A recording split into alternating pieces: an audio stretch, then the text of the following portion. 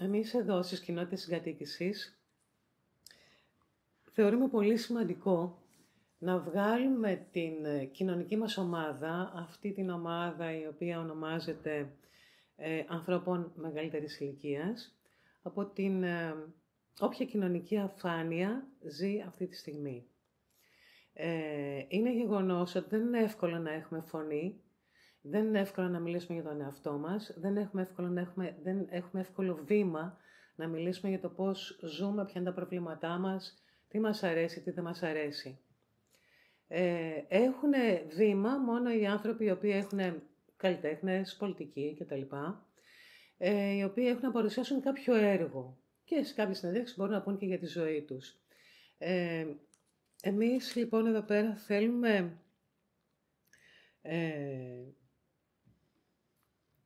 να δώσουμε βήμα σε εμάς και να κάνουμε zoom στις ζωές μας, ώστε να μπορέσουμε να δώσουμε το στίγμα μας μέσα στο κοινωνικό ωκεανό μέσα στον οποίο ζούμε. Και σε αυτά τις μισάωρες καταγραφές θα μιλάμε για την πορεία που έχουμε κάνει στη ζωή μας, για το που βρισκόμαστε αυτή τη στιγμή, πώς ζούμε και για το τι πιστεύουμε για τη συνέχεια της ζωής μας, για το μέλλον μας. Ξεκινάμε λοιπόν, σήμερα έχουμε μαζί μας την Ολυμπία Μιλιαράκη. Γεια σου μαλάμα μου γλυκιά. Χαίρομαι πάρα πολύ που είσαι μαζί μας και θα κάνουμε αυτή τη συνάντηση, αυτή τη συζήτηση. Και εγώ πολύ. Η οποία Ολυμπία, πρέπει να σας πω ότι είναι μέσα σε αυτή την προβληματική συναισθηματικά κοινωνία και μάλιστα μέσα σε μια κοινωνική ομάδα η οποία μαστίζεται από δύσκολα ψυχικά συναισθήματα και δύσκολες ψυχικές καταστάσεις, η Ολυμπία είναι μια όαση, είναι μια εξαίρεση. Την παρακολουθώ στο Facebook, δεν τη γνωρίζω προσωπικά. Την παρακολουθώ στο Facebook, όπου συνέχεια είναι αρτήσεις, η Ολυμπία είναι κάπου έξω, χορεύει, τραγουδάει, κάτι διάφορα πράγματα, σχεδόν καθημερινά. Και λες, συγγνώμη Ολυμπία, πώς έχει γίνει αυτό, Ολυμπία? Έχεις γεννηθεί ή έχεις γίνει? Πώς είναι να είσαι ένα χαρούμενο πλάσμα ανάμεσα σε ανθρώπους οι οποίοι είναι κυρίως, έχουν μια σκοτεινιά, έχουμε μια, όλοι μας δηλαδή μαστιζόμαστε από αυτό. Ναι, αγάπη μου, το ξέρω αυτό που λες, έχεις δίκιο. Εγώ δεν είναι ότι έχω γεννηθεί, μπορεί να έχω και να έχω γεννηθεί κιόλα, να είναι και ο χαρακτήρας μου βέβαια, αλλά το έχω εκπαιδευτεί αυτό, το έχω εκπαιδεύσει στον εαυτό μου αυτό το πράγμα, χρόνια τώρα, να προσπαθώ πάντα να καλυτερεύω τον εαυτό μου, να τον πηγαίνω λίγο πιο κάτω από ό,τι πρέπει, από αυτό που πρέπει δηλαδή να είναι, με τα πρέπει τα δεδομένα των ανθρώπων σήμερα, έτσι, γιατί δεν υπάρχουν πρέπει, είναι το ότι θέλει ο κάθε άνθρωπος. Και έχω βρει τη χαρά μέσα μου, γιατί νιώθω και ευγνωμοσύνη για όλα αυτά που έχω στη ζωή μου, για όλα αυτά που έχω καταφέρει, για όλα αυτά που μου έχουν δοθεί από το πουθενά, που είναι πάρα πολλά, και αυτή όλη η ευγνωμοσύνη μου έχει φέρει τόση χαρά. Δεν υπάρχει προσπάθεια, κανείς δεν μπορεί να το προσπαθήσει αυτό. Απλά είναι απλές οι έννοιες και απλά τα πράγματα.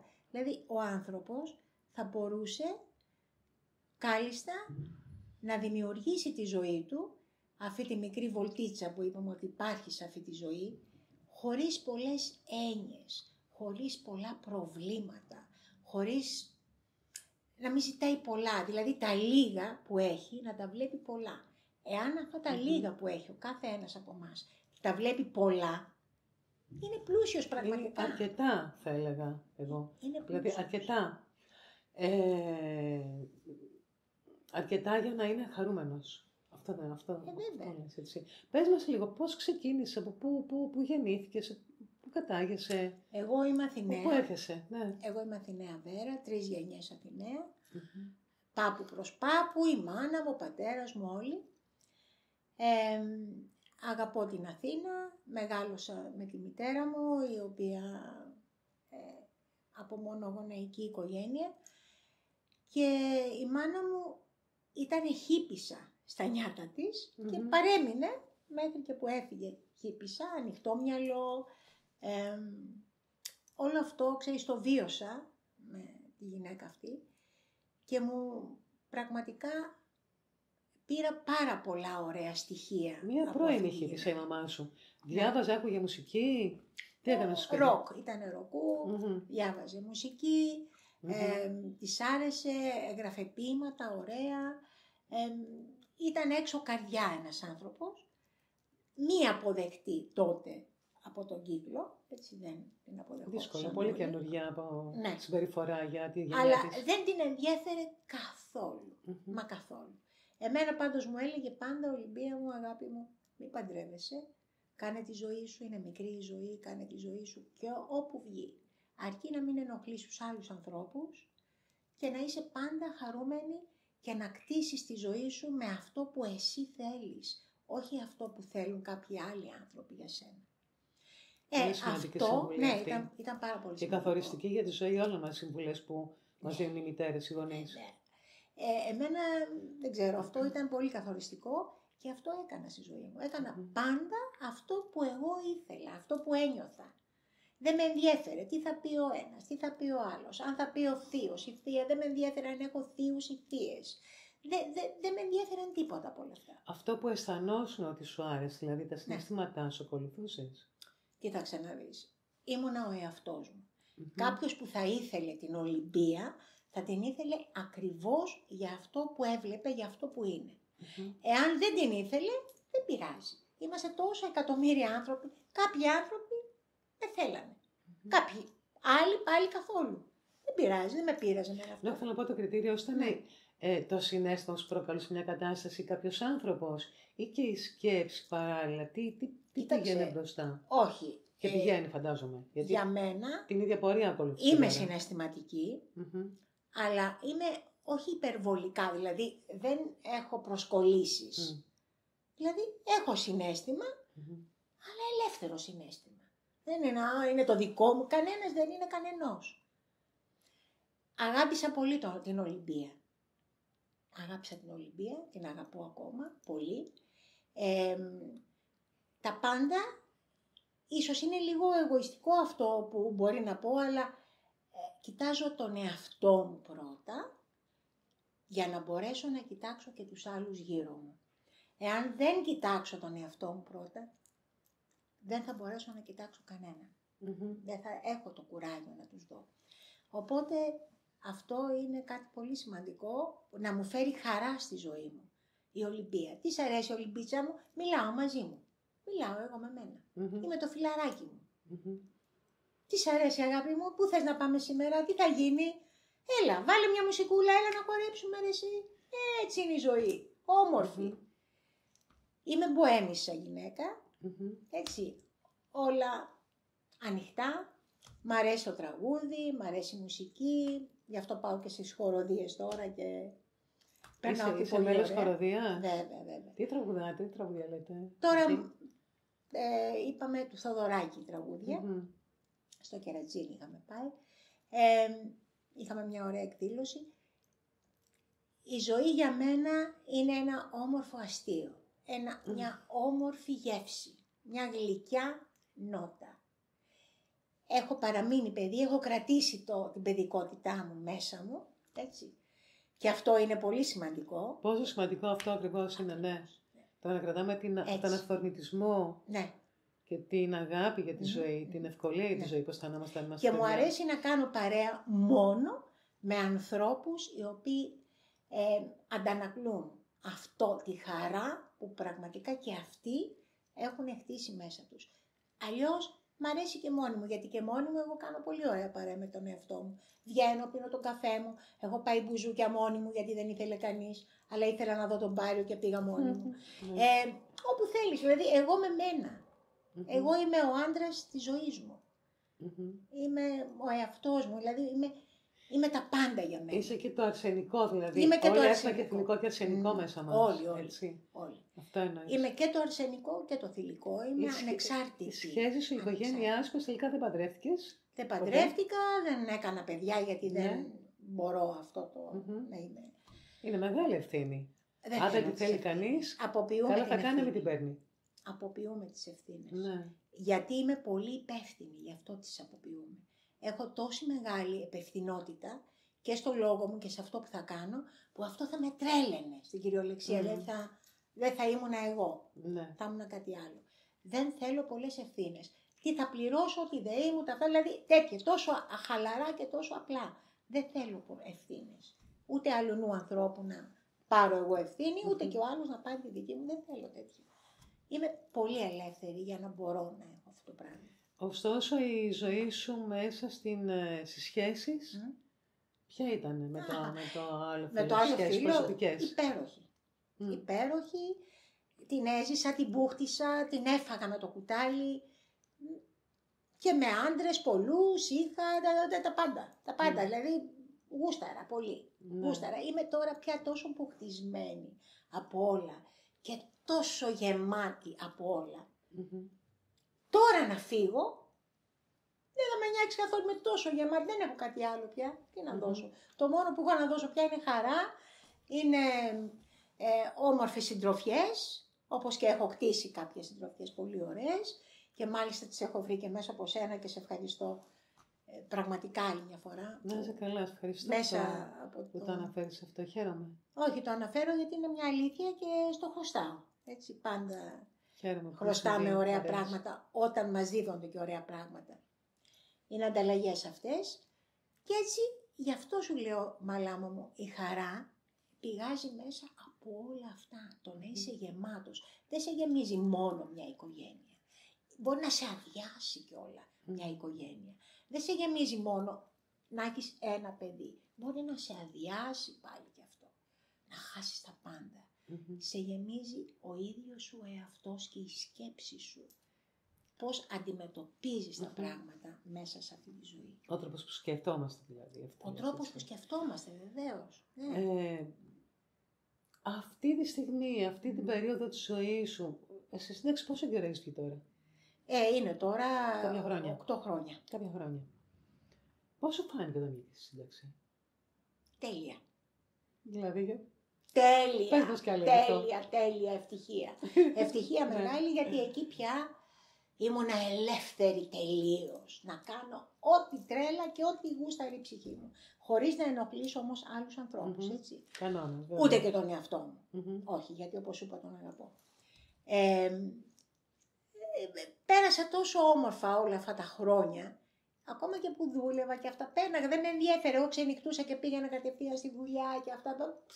Δεν με ένοιαζε τίποτα από όλα αυτά, τίποτα. Είχα τόση τρέλα μέσα μου, ωραία για μένα, γιατί ο καθένας είναι ανάλογα πώς βλέπει τα πράγματα και πώς βλέπει και την τρέλα, εντάξει. Και είχα τόσο όμορφη τρέλα μέσα μου, που τόση ενέργεια και τόση χαρά για όλα αυτά τα πράγματα που έκανα, που δεν με ένοιαζε τίποτα. Ωστόσο, περίμενες συνταξιοδότηση. Τι σχέδια έκανες περιμένοντας τη σύνταξη? Να σου πω κάτι, εμένα τα σχέδιά μου, και τώρα ακόμα, δεν είναι πολύ μακρινά. Ποτέ δεν ήταν μακρινά, γιατί δεν ήξερα, δεν ξέρεις την επόμενη στιγμή τι θα σου συμβεί και τι θα γίνει. Για μένα η ζωή είναι οι στιγμές που ζω. Τώρα, αυτή τη στιγμή, τώρα ζω εγώ. Τώρα που μιλάμε και αυτή τη στιγμή, τώρα την άλλη στιγμή, τι να σου πω, δεν ξέρω τι μπορεί να γίνει. Όχι λόγω ηλικίας, γενικότερα. Ακριβώς. Βγαίνεις έξω, έρχεται ένα αυτοκίνητο, είναι αδύνατο να ξέρουμε. Ναι. Λοιπόν, οπότε, τώρα είναι στιγμές η ζωή και αυτό που λέμε ότι είναι στιγμές δεν είναι μόνο λόγια που τα λέμε όλοι, είναι στιγμές, είναι στιγμές. Είναι στιγμές. Είσαι παρούσα στις στιγμές σου. Είμαι παρούσα κάθε φορά στις στιγμές δηλαδή, και τις χαίρομαι. Ζεις μια κατάσταση ζεν με κάποιο τρόπο. Ναι, τις χαίρομαι, ναι, έτσι. Αυτό είναι μια προσωπική καλλιέργεια, δηλαδή έχεις κάνει κάτι για την πνευματική σου υπόσταση. Εννοείται. Κοίταξε, έχω πάει 8 χρόνια σε μια πολύ καλή σχολή και είχα ένα δάσκαλο καταπληκτικό, τον Βάσο τον Βογιατζόγλου, ο οποίος αυτός ο άνθρωπος με κατήφθηνε σε πολύ ωραίους δρόμους πνευματικούς και με έβαλε και μέσα στους γιατρούς του κόσμου. Για 8 χρόνια κάθισε εκεί, γιατί ήθελε να δει γιατί εγώ δεν τα πάω και τόσο καλά με τα παιδιά και δεν με ενδιαφέρει, μου είναι αδιάφορα. Δεν με ενδιαφέρει, όχι δεν τα αγαπώ. Απλά μου είναι αδιάφορα, με ενοχλούν. Δεν μπορώ τις φασαρίες. Δεν θέλω, βαριέμαι. Κάνει θόρυβο. Ναι, γιατί. Και μου λέει, έλα εκεί, θα εξοικειωθείς με τα πράγματα, να δεις και εσύ για ποιο λόγο. Και πήγα, κάθισα 8 χρόνια, με τα ναστάκια που είχε εκεί, τα πληγωμένα παιδιά, από διάφορες χώρες του κόσμου, και τα αγάπησα σαν παιδιά μου όλα, αν και υπέφερα πολύ, η αλήθεια. Γιατί? Υπέφερα. Γιατί αυτά τα παιδιά ήταν πολύ ατίθασα παιδιά. Δεν ήταν normal. Αγριεμένα παιδιά. Πρέπει να σκεφτείς ότι κάποια στιγμή, εκεί πέρα που καθόμουν για να τους μιλήσω, να τα μάθω ελληνικά, γιατί όλα δεν μιλούσαν ελληνικά, ένα παιδί από πίσω μου είχε πάρει μία καρέκλα και ερχότανε, δηλαδή κατά πάνω μου, τελείως να μου τη φέρει στο κεφάλι. Και ευτυχώς που ήταν η κόρη του, η Μαρία Ανθούλα, και μου λέει, κυρία Ολυμπία, μου λέει, θα σας και κάνω μια έτσι και εξφεντονίζεται, δηλαδή θέλω να πω ότι δεν ήταν άγριες οι καταστάσεις που πέρασα στους γιατρούς του κόσμου. Ναι, πολύ ευχάριστες. Πολλά χρόνια για άγριες καταστάσεις. Κάτισα 8 χρόνια, τους αγάπησα όλους, αλλά μετά βαρέθηκα. Κουράστηκα και με όλα αυτά που έβλεπα, είδα τα μάτια μου απίστευτα πράγματα. Να είναι καλά, εντάξει, να είναι καλά και τώρα. Όποτε θελήσουν να με φωνάξουν, τους έχω πει, αλλά όχι για να είναι συνέχεια εκεί. Η πνευματική σου καλλιέργεια δηλαδή έχει σχέση με αυτή τη δραστηριότητα? Και με αυτή τη δραστηριότητα, αλλά και με αυτά που έμαθα μέσα από τη σχολή του Βάσου Βογιατζόγλου, η οποία ήταν μια σχολή πνευματικής ύλης με την έννοια πια φιλοσοφίας. Ήταν μια σχολή φιλοσοφίας που έμαθα πώς να καλλιεργώ τον εαυτό μου, πώς να τον ψάξω τον εαυτό μου. Είχε πολύ πόνο όταν άρχιζα να βλέπω τον εαυτό μου ποιος είναι. Τρόμαξα κάποια στιγμή, λέω, τι έγινε, εγώ είμαι αυτή. Δεν το περίμενα ότι είμαι εγώ αυτή. Αυτοπαρατήρηση, ξεκίνησε να κάνεις αυτοπαρατήρηση. Βεβαίως, γιατί αυτά όλα μας τα μάθανε μέσα εκεί, έτσι δεν είναι από μόνη μου. Μου ήρθε επιφώτιση. Και πραγματικά με τον εγωισμό, να σου κατευνάζει τον εγωισμό, γιατί ήμουν και εγωίστρια πάντα. Και αυτά, μοναχοπέδι, αυτά λέω εγώ και δεν ξέρω ποια είμαι, λακίες. Όλα αυτά όμως, αυτές τα μάρες, τις οποίες τις είδα και τρόμαξα, λέω ας πούμε ήταν βασανιστικό.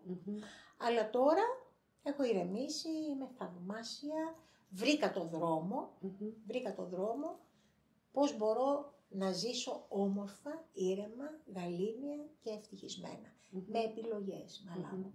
Καλές επιλογές ανθρώπων. Πολύ σημαντικό το περιβάλλον. Πάρα πολύ. Το περιβάλλον που έχω. Μας καθορίζει και το καθορίζουμε. Έχω κάνει καλές επιλογές ανθρώπων, η οποία ο ένας να προχωράει τον άλλον. Να μαθαίνει ο ένας μέσα από τον άλλον. Υπέροχες σχέσεις. Να μαθαίνουν ωραία πράγματα. Να μην είμαστε, ξέρεις, στάσιμοι συνέχεια. Όχι. Γιατί να εξελίσσομαι, να μπαίνω στην τεχνολογία, να βλέπω πώς λειτουργεί η τεχνολογία, μα με ενδιαφέρουν όλα αυτά. Πιο πριν μου έλεγες ότι έχεις το κινητό σου το chat βεβαίως. Το έχω και έχουμε γίνει και φίλοι. Και μιλάς καθημερινά και το ρωτάς διάφορα πράγματα. Το έχω ρωτήσει εξαιρετικά πράγματα, μου έχει πει υπέροχα πράγματα, έχω μάθει μέσα από αυτό. Βεβαίως, με η τεχνολογία τρέχει η ζωή. Δεν είμαστε πάλι πίσω επειδή έχουμε γεννηθεί, ας πούμε, κάποια εποχή πίσω, να είμαστε εκεί πίσω, όχι. Εγώ πάντα προχωράω μπροστά, ποτέ δεν βλέπω πίσω. Και το άλλο το καλό που φέρνει χαρά στη ζωή είναι, δεν κοιτάμε το παρελθόν. Το παρελθόν είναι κάτι που πέρασε και τέλειωσε. Πάμε, επειδή η ζωή τρέχει και πάει μπροστά, εμείς τρέχουμε να την προλάβουμε και πάμε κι εμείς μπροστά, μαζί με αυτή. Δεν θα γυρίσω εγώ πίσω, τι έκανα, κάνει ένα παιδί, δεν κάνει μπαμπάς μου, μάμα. Όχι. Να είναι καλά εκεί που είναι, τέλειωσαν για μένα. Εγκλωβιζόμαστε στο παρελθόν, αλλά εγκλωβιζόμαστε και στο μέλλον. Ποτέ το μέλλον. Όχι. Οπότε εσύ είπαμε, πώς είναι η καθημερινότητά σου, δηλαδή, μια συνηθισμένη σου μέρα πώς είναι, τι ώρα ξεκινάει? υπέροχη. Μπορεί να ξεκινήσει σε 9, σε 10, ό,τι ώρα ξυπνήσω, γιατί εγώ κοιμάμαι και αργά, βλέπω ταινίες, μιλάω στα τηλέφωνα συνέχεια, έτσι, ό,τι θέλω κάνω, ό,τι κάνει κέφι. Και μπορεί να θα ξεκινήσει 9-9.30 ώρα, θα φάω το πρωινό μου, θα ακούσω τα τραγούδια μου, θα μπορώ να χορέψω και μόνη μου στο σπίτι, ξέρεις, να κάνω και μια άλλα και μια στροφή και ένα τέτοιο. Θα έχω τα τηλέφωνα, εντάξει, τα αγαπημένα τηλέφωνα, τα αγαπώ, δεν είπα ότι είναι κακό που με παίρνουν οι άνθρωποι προς Θεού. Αλλά λίγο, ναι, ξέρεις, επειδή θέλω ας πούμε το πρωί να είμαι μόνη, ρε παιδί μου, έτσι, να απολαύσω έτσι, την ηρεμία μου, τα τραγούδια μου, τον καφέ μου. Και μετά θα βγω. Σχεδιάζεις τη μέρα στο πρωινό? Βέβαια, τη σχεδιάζω. Λέω που θα πάμε σήμερα, αγάπη, λέω στον εαυτό μου.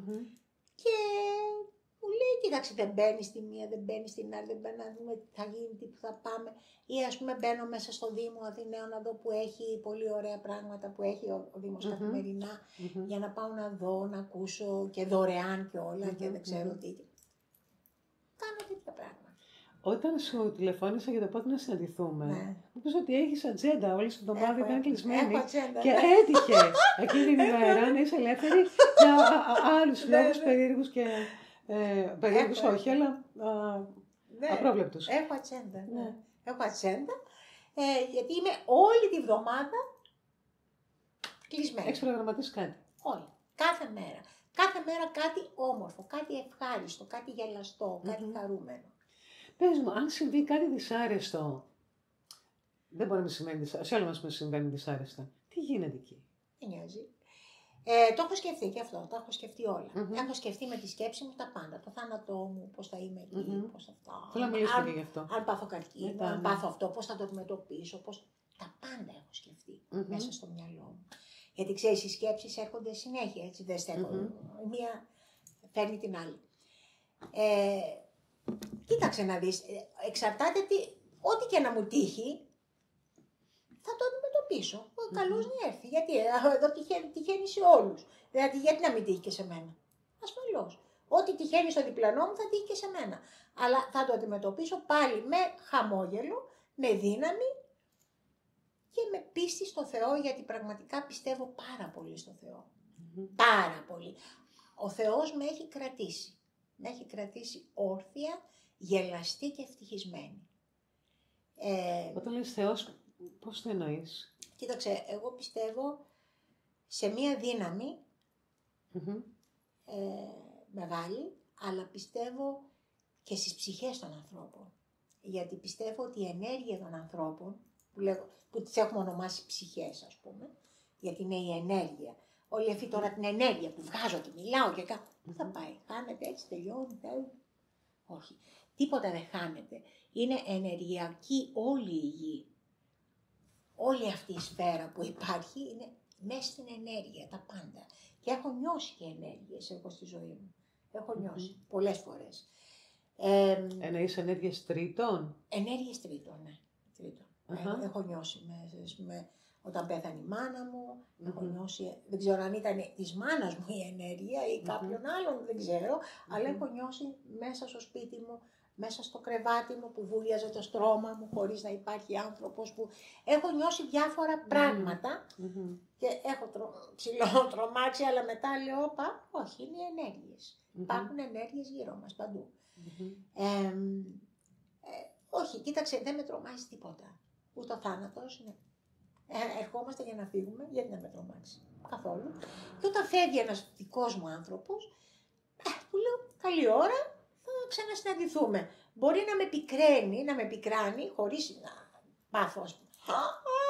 Να κλαίω και να... Όχι τέτοια πράγματα. Τίποτα. Έφυγε ο άνθρωπος. Θα φύγω κι εγώ αύριο μεθαύριο. Ο δικός σου θάνατος δεν σε τρομάζει, δηλαδή? Γιατί νομίζω ότι πολλές φορές όταν πηγαίνουμε σε κηδείες άλλων ανθρώπων, κλαίμε. Γιατί? Για την έλλειψη του ανθρώπου από τη ζωή μας, αλλά νομίζω ότι κλαίμε περισσότερο στην ιδέα του δικού μας τρομερού γεγονότος, του θανάτου. Πώς τη βγάζεις πέρα σε αυτή την ιδέα? Γιατί, πώς το σκέφτεσαι? Να σου πω κάτι. Ο θάνατος είναι πάρα πολύ όμορφος αν καθίσεις να τον σκεφτείς από τη μία. Γιατί να το σκεφτείς σφαιρικά πώς είναι ο θάνατος. Η ζωή αυτή είναι ένας μεγάλος αγώνας για τους ανθρώπους. Άλλοι υποφέρουν πολύ, άλλοι πονάνε απίστευτα καθημερινά, άλλοι δεν έχουν να φάνε, άλλοι... όλα αυτά που βλέπουμε, τέλος πάντων, να μην μακρηγορούμε, συμβαίνουν. Λοιπόν, ο θάνατος έρχεται και τα λύνει όλα αυτά. Τα γαληνεύει, τα παλεύει, τα τελειώνει. Απλά φοβόμαστε οι άνθρωποι, εγώ καθόλου βέβαια, τίποτα, φοβόμαστε μην χάσουμε αυτό που έχουμε τώρα, ας πούμε, αυτό που ζούμε. Και το άγνωστο, μας τρομάζει το άγνωστο. Το άγνωστο του θανάτου. Μέσα από το θάνατο. Ναι. Αλλά μας τρομάζει το άγνωστο γιατί. Διότι δεν ξέρουμε ότι το άγνωστο είναι γνωστό. Όταν γεννηθήκαμε, δεν ξέραμε πού θα βγούμε, έτσι ήταν πάλι το άγνωστο αυτό. Γι' αυτό και βλέπεις ότι το μωρό βγαίνει με κλάμα, από φόβο, στο άγνωστο, αυτό όλο. Δεν το ήξερε το μωρό αυτό όλο το άγνωστο που έζησε μετά. Το ίδιο πράγμα λοιπόν είναι και μετά το θάνατο. Το ίδιο. Καταπληκτική παρατήρηση αυτή, ναι, πάρα πολύ ωραία. Δηλαδή και μετά μάλιστα θα είναι ακόμα καλύτερο γιατί δεν θα είσαι ύλη. Η ύλη πονάει. Η ψυχή, ο αέρας αυτός που έχουμε, η ενέργεια, δεν πονάει. Δεν έχει φόβο, δεν έχει πόνο, δεν έχει τρόμο. Πώς θέλεις να ζήσεις το θάνατό σου? Πώς θέλω να τον ζήσω? Εγώ θα ήθελα, τον έχω ονειρευτεί και λέω, Θεέ μου, αν με αγαπάς τόσο λίγο, κάνε μου αυτή τη χάρη. Δηλαδή θέλω, μέσα στον ύπνο, μέσα στο όνειρό μου, γιατί κάνω πολλά όνειρα. Μέσα από τα όμορφα όνειρα που κάνω, να πετάξω και λίγο. Δεν θέλεις να έχεις προετοιμαστεί γι' αυτό, να αποχαιρετήσεις κάποιους ανθρώπους? Καθόλου. Καθόλου. Δεν έχω κάτι να αποχαιρετήσω. Όχι, θέλω να πω ότι υπάρχουν άνθρωποι οι οποίοι ξέρουν ότι είναι κοντά η στιγμή του θανάτου τους και κάνουν διάφορες ενέργειες περιμένοντας αυτή τη στιγμή. Εγώ θα το λέω, έλα πάρε με να ησυχάσω, να φύγω. Να φύγω, να πάω και να δω ναι, κάτι άλλο. ενέργειες αποδοχής. Να δω και κάτι άλλο, ναι. Βαρέθηκα, τα είδαμε όλα. Έκανες τη βόλτα σου δηλαδή. Έκανα τη βόλτα την ωραία, ναι. να φύγω να δω και κάτι άλλο. Μ' αρέσει εμένα να δω και άλλο, και άγνωστα και αυτά και ό,τι να είναι, δεν με τρομάζουν. Καταπληκτικό. Ναι, δεν έχω τέτοιες φοβίες και γενικά δεν έχω φοβίες καθόλου. Έρχομαι εδώ από την πλατεία Βικτωρίας 3 το βράδυ. Έχω περπατήσει μόνη στη νύχτα. Βέβαια, και 3 και 2. Δεν με νοιάζει. Και λέω, άμα είναι να γίνει τώρα, ας γίνει. Δεν δίνω δικαιώματα, κατεβασμένο το κεφάλι πάντα κλπ. Τώρα από εκεί και πέρα, ό,τι άμα είναι να σου συμβεί στις 3 το βράδυ, θα σου συμβεί και το πρωί. Σωστά, σωστά. Είναι πάρα πολύ ενδιαφέρουσα αυτή η συζήτηση. Πρέπει να την κλείσουμε όμως. Ολυμπία, έχεις κάποιο μήνυμα να δώσεις στους άνθρωπους που θα μας δούνε, σε εμάς γενικά εκεί στον έξω κόσμο? Κοίταξε, το μήνυμα που έχω να δώσω, γιατί ποια είμαι εγώ που θα δώσω ένα μήνυμα, απλά το μήνυμα που μπορώ να δώσω σε κάποιους ανθρώπους που δεν τη βλέπουν έτσι ανοιχτά τη ζωή, είναι ότι ξυπνήστε, παιδιά, ξυπνήστε και δείτε ότι αυτή η μικρή βόλτα που υπάρχει γύρω μας, που την κάνουμε και νομίζουμε ότι έχουμε ένα ζύγι 100. Δηλαδή τα 80 χρόνια τα βλέπουμε τεράστια και όμως δεν είναι τίποτα, γιατί κάνεις μια έτσι και από 20 έχεις γίνει 50 και δεν το καταλαβαίνεις κιόλα. Λοιπόν, δεν είναι τίποτα. Δεν υπάρχει χρόνος. Το χρόνο τον έχουμε φτιάξει οι άνθρωποι, δεν υπάρχει πραγματικά χρόνος, επειδή υπάρχει θάνατος, επειδή υπάρχει τέλος. Και επειδή υπάρχει τέλος, ζήστε. Ζήστε χαμογελαστά, όμορφα και μη σας νοιάζει τι θα πούνε ο περίγυρος. Αν θα σας μιλήσουν άσχημα, αν θα σας πούνε ότι τι κάνετε, τίποτα. Εσείς θα κάνετε μόνο αυτό που κάνετε κέφι, αυτό που κάνει κέφι η ζωή σας. Και μην μπαίνετε σε καλούπια μέσα. Μην μπαίνετε στα καλούπια. Εγώ αυτό έχω να πω στους ανθρώπους. Να είναι χαμογελαστοί, να είναι ευτυχισμένοι, να είναι χαρούμενοι και να κάνουν αυτό που λέει η καρδιά τους, η ψυχή τους. Αυτό. Απλές έννοιες. Μην τις κάνουμε πολύ σύνθετες και απλά είναι τα πράγματα, πολύ. Σε ευχαριστούμε πάρα πολύ για τα καταπληκτικά που μας έχεις πει σήμερα. Εγώ μωρέ μαλά. Χαίρομαι πάρα πολύ που είμαι εδώ πέρα και που έχει γίνει αυτή η συνάντηση. Χαιρετώ και εγώ με τη σειρά μου, δεν έχω τίποτα να συμπληρώσω. Η Ολυμπία τα έχει πει όλα. Χαιρετώ σας και φιλό σας.